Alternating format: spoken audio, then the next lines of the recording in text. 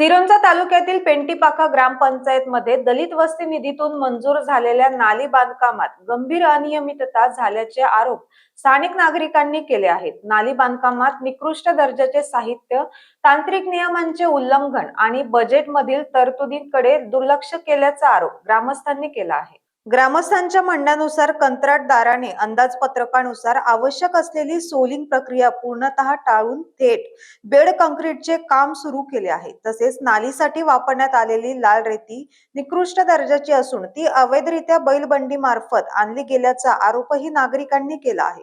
स्थानिक नागरिकांनी आणखी एक गंभीर मुद्दा उपस्थित केला आहे. या नालीचे पाणी पुढे जाण्यासाठी कोणतीही सोय उपलब्ध नसल्याने पाणी साचून राहणार आहे.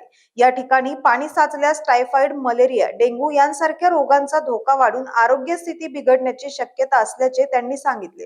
पाण्यामुळे झालेल्या आजारात कोणाचा जीव गेल्यास जबाबदार कोण, असा प्रश्नही ग्रामस्थांनी उपस्थित केला आहे.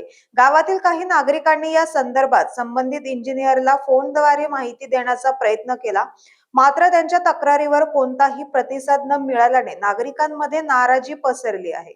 अधिकाऱ्यांनी निष्क्रिय भूमिका घेतल्याचा आरोपही ग्रामस्थांनी केला. नागरिकांनी नाली बांधकामाची तातडीने चौकशी करावी, निकृष्ट काम करणाऱ्या कंत्राटदारावर कठोर कारवाई करावी, तसेच नालीच्या पाणी वाहतुकीची योग्य सोय तातडीने करण्यात यावी अशी मागणी केली आहे. अन्यथा नालीचे काम थांबवण्याचा इशारा स्थानिकांनी दिलाय. सार्वजनिक निधीचा अपव्यय थांबवण्यासाठी आणि गावात गुणवत्तापूर्ण विकास कामे व्हावीत यासाठी या प्रकरणाची सखोल चौकशी अत्यावश्यक असल्याचे नागरिकांचे म्हणणे आहे.